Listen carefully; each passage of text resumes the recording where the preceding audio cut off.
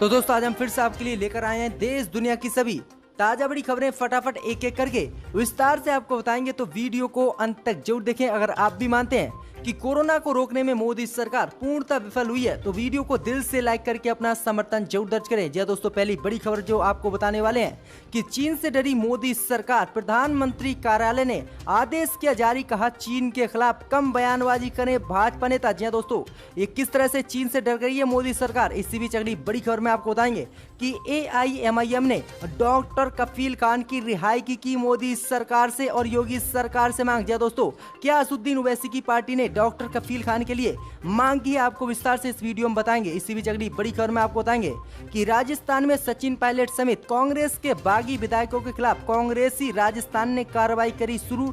Speaker ने notice भेजकर मांगा सभी से जवाब। वहीं पायलट ने कहा कि मैं अभी नहीं जा रहा हूं भाजपा में, अभी भी हूं मैं कांग्रेस का सदस्य। जी दोस्तों, आपको बता दें कि बर्खास्त होने के बाद किस तरह से सचिन पायलट की हेकड़ी निकली और अब कह रहे हैं कि मैं भाजपा में नहीं जा रहा हूं, मैं कांग्रेस में ही रहूंगा। जी दोस्तों, विस्तार से बताएंगे कि क्या कुछ जो है सचिन पायलट ने कहा है। इसी बीच अगली बड़ी खबर में आपको बताएंगे कि ताइवान को हथियार बेचने पर भड़का चीन, अमरीकी कंपनी लॉर्ड हीड मार्टिन पर लगा दिया बैन। जी दोस्तों, कड़ी कार्रवाई अमेरिका पर की है। इसी बीच अगली बड़ी खबर में आपको बताएंगे कि तेजस्वी यादव ने बीजेपी पर बोला हमला, कहा बीजेपी बताए कि कोरोना अब देश में कौन फैला रहा है। आखिरकार पहले तो कोरोना बीजेपी के द्वारा जमातियों ने फैलाया था, लेकिन अब बीजेपी के नेता कोरोना महामारी से निकल रहे हैं, तो ये कौन सी जमात में गए थे बीजेपी बताए। तो ये काफी बड़ा हमला तेजस्वी यादव ने बोला है बीजेपी पर, आपको विस्तार से बताएंगे कि क्या कुछ बोला है तेजस्वी यादव ने। इसी बीच अगली बड़ी खबर में आपको बताएंगे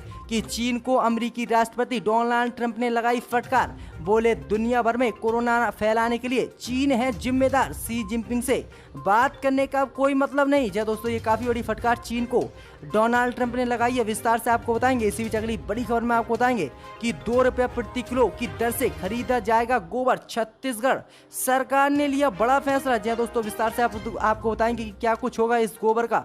इसी बीच अगली बड़ी खबर में आपको बताएंगे कि राजस्थान के सियासी संकट के बीच केंद्रीय मंत्री बोले उद्धव ठाकरे सरकार भी महाराष्ट्र में जल्दी गिरने वाली है। जी दोस्तों, इस खबर को भी आपको विस्तार से बताएंगे। इसी बीच अगली बड़ी खबर में आपको बताएंगे कि राम नेपाली विवाद पर नेपाल के प्रधानमंत्री के बाद अब विदेश मंत्री का आपत्तिजनक बयान, कहा बदल जाएगा रामायण का इतिहास, रामायण सभ्यता का पुख्ता प्रमाण नहीं है कि राम भारत में या अयोध्या में पैदा हुए थे। जी दोस्तों, आपको बता दें काफी बड़ी जो घटना हुई है सामने। इसी बीच अगली बड़ी खबर में आपको बताएंगे कि कोयला खदानों की नीलामी के खिलाफ झारखंड सरकार की याचिका पर केंद्र की मोदी सरकार को नोटिस भेज दिया है सुप्रीम कोर्ट ने।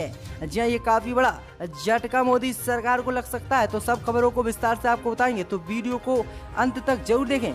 तो दोस्तों, अगली बड़ी खबर की ओर, तो चीन से डरी मोदी सरकार, प्रधानमंत्री कार्यालय ने आज आदेश किया जारी, चीन के खिलाफ कम बयानबाजी करें भाजपा नेता और चीन के सामान का भी विरोध करने पर लगाएं लगाम। जी दोस्तों, आपको बता दें कि आज सामने निकल कर आ गया कि चीन से किस तरह से मोदी सरकार डर गई है प्रधानमंत्री कार्यालय के आदेश के बाद। जी दोस्तों, आपको बता दें कि प्रधानमंत्री मोदी के कार्यालय ने एक आदेश जारी किया है जिसमें बीजेपी के मंत्री और पद अधिकारियों को सीधा आदेश दिया गया है कि वे कम से कम चीन के खिलाफ बयानबाजी करें। वहीं आदेश में कहा गया है कि RRS और अन्य भगवा पार्टी जो व्यापारिक संगठनों से जुड़े हुए हैं तथा जो चीन के सामान का विरोध कर रहे हैं वे भी अब इस विरोध करने पर लगाम लगाएं और भारत में चीन के सामान का बिल्कुल भी विरोध ना करें। तो किस तरह से अब मोदी सरकार डर गई है चीन से और खुद ही मना करने लगी कि भाजपा के नेता उसके खिलाफ बयानबाजी ना करें, और जो विरोध प्रदर्शन भाजपा नेता और RRS तथा अन्य संगठन कर रहे थे चीनी सामान का, उस पर भी रोक लगाने की मोदी सरकार ने जो है आदेश जारी किया। तो किस तरह से चीन से डर गई है मोदी सरकार। इसी बीच बट दोस्तों, अगली बड़ी खबर की ओर, तो असदुद्दीन ओवैसी की पार्टी AIMIM ने उत्तर प्रदेश में की डॉक्टर कफील खान की रिहाई की मांग। जी दोस्तों, आपको बता दें कि काफी समय से एनएसए के तहत जेल में बंद गोरखपुर के डॉक्टर कफील खान की रिहाई की मांग अब एआईएमआईएम के अध्यक्ष और कार्यकर्ताओं ने की है। वहीं आपको बता दें कि एआईएमआईएम के कार्यकर्ताओं ने कलेक्ट्रेट पहुंचकर उनकी रिहाई के लिए राष्ट्रपति के नाम आज ज्ञापन सौंपा है। कार्यकर्ताओं ने कहा कि प्रदेश की योगी सरकार ने गलत तरीके से जेल में डाल रखा है। कोरोना काल में देश और समाज को उनकी जरूरत है। वहीं आपको बता दें कि एआईएमआईएम के जिला अध्यक्ष मोहम्मद इशरत खान की अगुवाई में पहुंचे पार्टी के कार्यकर्ताओं ने कहा कि योगी सरकार ने वीआरडी मेडिकल कॉलेज में 3 साल पहले हुए ऑक्सीजन कांड मामले में उन्हें जेल भिजवाया था, लेकिन जांच में वह सही पाए गए और उनकी रिहाई हो गई। लेकिन बाद में अलीगढ़ में नागरिकता संशोधन कानून और एनआरसी के खिलाफ दिए उनके भाषण को गलत बनाकर योगी सरकार ने फिर से कार्रवाई की और जेल भिजवा दिया। आगे पार्टी कार्यकर्ताओं ने कहा कि कफील खान को जमानत मिल भी गई है, लेकिन फिर भी योगी सरकार उनकी रिहाई नहीं कर रही है और जानबूझकर मुसलमान होने के कारण उनका उत्पीड़न किया जा रहा है। वहीं उन्होंने राष्ट्रपति को ज्ञापन सौंपा है, जिसके बाद देखते हैं कि राष्ट्रपति रामनाथ कोविंद इस पर क्या एक्शन लेते हैं। तो ये काफी बड़ी मांग एआईएमआईएम की पार्टी की तरफ से की गई है। इसी बीच बढ़ते दोस्तों अगली बड़ी खबर की ओर, तो सचिन पायलट को राजस्थान से एक और बड़ा झटका। राजस्थान में सचिन पायलट समेत कांग्रेस के बागी विधायकों के खिलाफ राजस्थान सरकार ने कार्रवाई कर दी शुरू। स्पीकर ने भी नोटिस भेजकर सचिन पायलट से शुक्रवार तक मांगा है जवाब। वहीं सचिन पायलट ने डिप्टी सीएम पद से बर्खास्त होने के बाद कहा कि मैं नहीं ज्वाइन करूंगा भाजपा, मैं अब भी हूं कांग्रेसी। जी दोस्तों आपको बता दें कि सचिन पायलट को कांग्रेस के डिप्टी सीएम और प्रदेश अध्यक्ष के पद से हटाने के बाद कांग्रेस ने उनके खिलाफ कार्रवाई शुरू कर दी है। वहीं आपको बता दें कि विधानसभा स्पीकर सीपी जोशी ने भी कांग्रेस की शिकायत पर पायलट समेत 29 असंतुष्ट विधायकों को नोटिस जारी किया है। उनसे शुक्रवार तक जवाब मांगा है। नोटिस में पूछा गया है कि पार्टी विरोधी गतिविधियों और कांग्रेस विधायकों की 2 बैठकों में शामिल नहीं होने पर उन्हें अयोग्य ठहराया जाएगा और उनकी कांग्रेस सदस्यता रद्द कर दी जाएगी। वहीं शुक्रवार तक वह अपना जवाब दाखिल कर दे। वहीं आपको बता दें कि डिप्टी सीएम पद और प्रदेश अध्यक्ष पद से हटाने के बाद पायलट पहली बार बोले। पायलट ने भाजपा में कहा कि मैं भाजपा में शामिल नहीं हो रहा हूं। पायलट ने आगे कहा कि अभी भी मैं कांग्रेस का मेंबर हूं और कुछ लोग मेरा नाम भाजपा से जोड़कर मेरी इमेज खराब करने की कोशिश कर रहे हैं। आगे सचिन पायलट ने कहा कि मैंने राजस्थान में कांग्रेस की वापसी के लिए बहुत मेहनत की थी, लेकिन बाद में मेरी बात नहीं सुनी गई। तो ये काफी बड़ी अपडेट है कि सचिन पायलट ने साफ कर दिया कि वह बीजेपी में नहीं जाएंगे। कांग्रेस से बर्खास्त होने के बाद वहीं अटकलें लगाई जा रही हैं कि सचिन पायलट नई पार्टी बना सकते हैं। तो देखते हैं आगे क्या होता है। इसी बीच बढ़ते दोस्तों अगली बड़ी खबर की ओर, तो चीन ने अमेरिका के खिलाफ की कड़ी कार्रवाई। ताइवान को हथियार बेचने पर चीन ने अमेरिकी कंपनी लॉकहीड मार्टिन पर लगा दिया बैन। जी दोस्तों आपको बता दें ये कड़ी कार्रवाई चीन की तरफ से अमेरिका पर की गई है कि चीन ने मंगलवार को अमेरिका के शीर्ष हथियार निर्माण कंपनी लॉकहीड मार्टिन पर प्रतिबंध लगाने की घोषणा कर दी है। वहीं आपको बता दें कि चीन ने बताया है कि ताइवान को PAC-3 वायु रक्षा प्रणाली अमेरिका दे रहा है, जिसके बाद उसने ये कदम उठाया है। जी दोस्तों आपको बता दें कि चीन के विदेश मंत्रालय के प्रवक्ता झाओ लिंजियांग ने मीडिया को संबोधित करते हुए कहा है कि चीन मजबूती से अमेरिका द्वारा ताइवान को हथियार बेचने का विरोध करता है। हम अमेरिका का आह्वान करते हैं कि वह एक चीन के सिद्धांत का ईमानदारी से अनुपालन करे और ताइवान को जो हथियार बेच रहा है उसकी बिक्री को बंद करे और ताइवान के साथ सैन्य संबंधों को भी अमेरिका समाप्त करे। तो ये काफी बड़ा विरोध किया है, जिसके बाद चीन ने जो है अमेरिकी कंपनी पर बैन लगा दिया। कहा कि ये लगातार हथियार ताइवान को बेच रही है, जो काफी खतरनाक साबित हो सकता है। इसी बीच बढ़ते दोस्तों अगली बड़ी खबर की ओर, तो कोरोना महामारी को लेकर तेजस्वी यादव ने बीजेपी पर बोला हमला। कहा बीजेपी बताए कि कोरोना देश में जमाती फैला रहे हैं या बीजेपी नेता। जय दोस्तों आपको बता दें कि कोरोना महामारी को लेकर एक बार फिर से नेता प्रतिपक्ष तेजस्वी यादव ने बीजेपी पर हमला बोला है।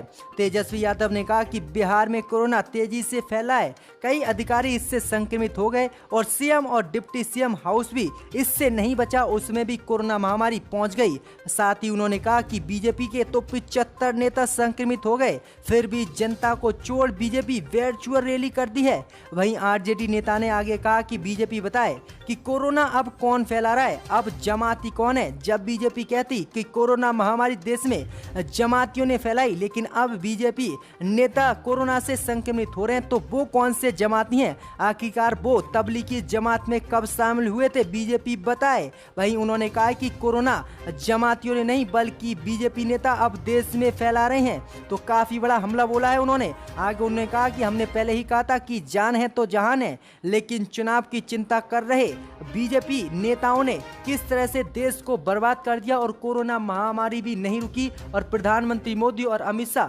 सिर्फ वर्चुअल रैली करके देश में चुनाव जीतना चाहते हैं, उन्हें कोरोना से कोई मतलब नहीं है। तो ये काफी बड़ा हमला आज बोला है तेजस्वी यादव ने बीजेपी पर। इसी बीच बढ़ते दोस्तों अगली बड़ी खबर की ओर, तो छत्तीसगढ़ सरकार ने लिया बड़ा फैसला, गाय का गोबर 2 रुपया प्रति किलोग्राम खरीदा जाएगा। जी दोस्तों, आपको बता दें काफी बड़ी खबर सामने निकल कर आ रही है कि छत्तीसगढ़ में भूपेश बघेल मंत्रिमंडल ने गोधन न्याय योजना के तहत गौपालक किसानों से 2 रुपया प्रति किलो की दर से गाय का गोबर खरीदने को मंजूरी आज दे दी है। वहीं राज्य के वरिष्ठ अधिकारियों ने मंगलवार को बताया है कि मुख्यमंत्री भूपेश बघेल की अध्यक्षता में आज उनके निवास कार्यालय में मंत्रिमंडल की बैठक का आयोजन हुआ, जिसमें गोबर के क्रय की दर को 2 रुपया प्रति किलोग्राम परिवहन व्यय सहित करने का अनुदान किया गया है, ऐलान किया गया है। अधिकारियों ने बताया कि मंत्रिमंडल की बैठक में राज्य के महासचिव कार्य नरवा गरुक और कई नेताओं ने इसके लिए पहल की थी, जिसके बाद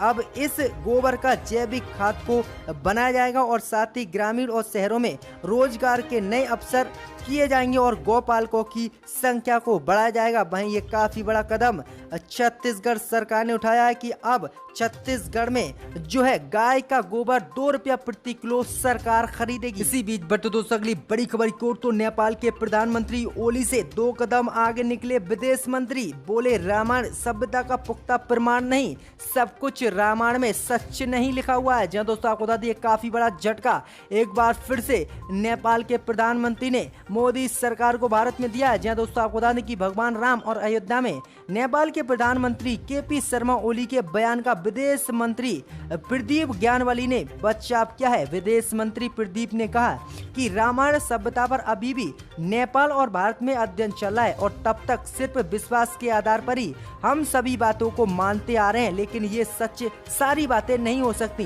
वहीं नेपाल के विदेश मंत्री प्रदीप ने कहा कि हमें यही बताया गया है कि सीता का जन्म जनकपुर में हुआ और राम का जन्म अयोध्या में हुआ, लेकिन जिस दिन इस पर अनुसंधान से कुछ और साबित हो जाएगा तब रामायण का इतिहास ही बदल जाएगा। वहीं उन्होंने साफ कह दिया कि जो कुछ रामायण में लिखा हुआ है वो सच नहीं है, उसमें कुछ गलत भी लिखा हुआ है जिस पर रिसर्च चल रही है। जब इसकी रिसर्च पूरी हो जाएगी और सच्चाई सामने निकल कर आएगी तभी हम सच मानेंगे कि राम का जन्म अयोध्या में हुआ है या नहीं। तो ये काफी बड़ी बात जो है नेपाल के विदेश मंत्री ने कही है। इसी बीच बढ़ते दोस्तों अगली बड़ी खबर की ओर, तो राजस्थान के सियासी संकट के बीच बीजेपी के केंद्रीय मंत्री बोले उद्धव ठाकरे सरकार भी जल्द गिर जाएगी महाराष्ट्र में। जय दोस्तों आपको बता दें कि राजस्थान में गहलोत सरकार पर संकट जारी है। कांग्रेस ने बगावती रुख अपनाने वाले सचिन पायलट और उनके समर्थक विधायकों को मंत्रिमंडल से बर्खास्त कर दिया।